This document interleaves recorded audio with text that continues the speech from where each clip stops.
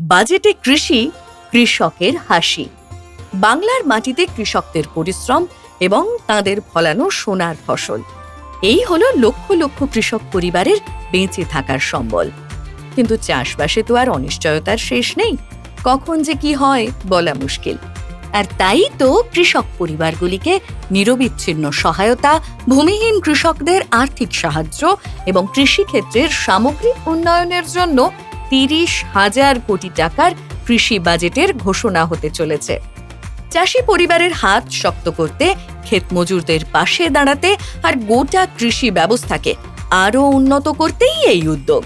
অন্নদাতাদের বাংলা, শস্য শ্যামলা বাংলা।